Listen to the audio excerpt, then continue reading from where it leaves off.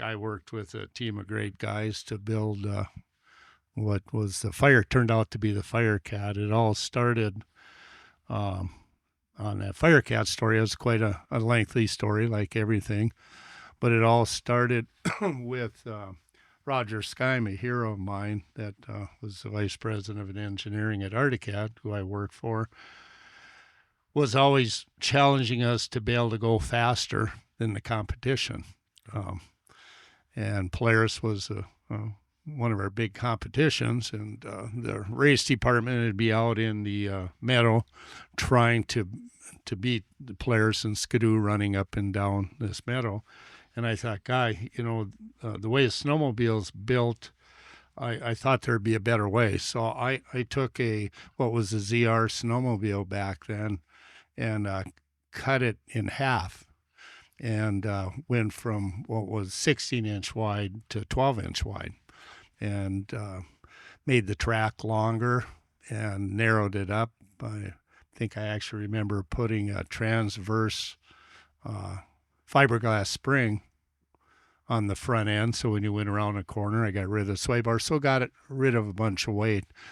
And I had the year before the current year's race engine in it, which had less horsepower, and went out on the meadow and just ran away from our existing product and Polaris's.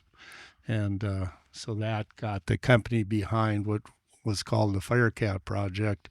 And then I worked with a talented team to bring that to fruition. A lot of this stuff, I'm kind of an idea guy. It takes all sorts of people on a team to create something, and it takes the follow through, the technical people, the support mechanism to make it happen. So I remember on that FireCat building, we did the first what was a lay down engine. A friend of mine, Russ Ebert, and I built that engine. What is a lay down engine for those who might not be familiar? We rotated the engine backwards, put the carburetors forward, tipped it back towards the track drive, and the idea was to centralize the mass. It was all part of this speed thing. I wanted the thing to be fast and take air intake from the front. And so, there's an example of not knowing really the end game, but I went out to the mill at the shop at Articat, and Russ Ebert, a good friend of mine, supported me in taking DevCon and putting the whole motor together, put it in the chassis, wrapped the pipe up over the top of the engine, and then Greg Spalding, engine guru, got involved.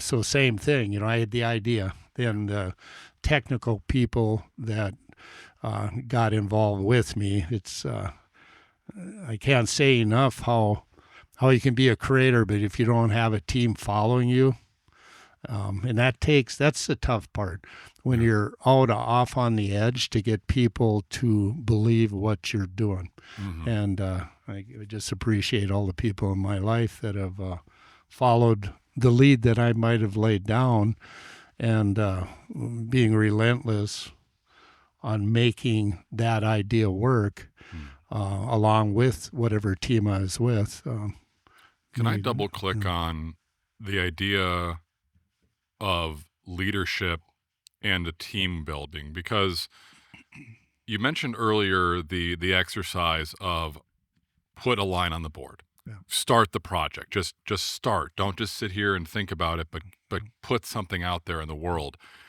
Can you talk a little bit about what your philosophy of leadership was at Articat, what lessons you learned there, and how you go about building a team around you? Could you kind of just, wherever you want to start with that? That is something that, I don't know how to really explain it correctly, but I think the number one thing is to do what you say you're going to do. I think that's something that helped me move forward at Articat, working for a company that I was all excited about as a farm boy. I am not a degreed engineer. We went to I went to FIRST with a number of different ideas and showed that to what was the vice president of engineering, Roger Sky, and he started believing in me. He'd see when I said I'm going to do this, I would get it done.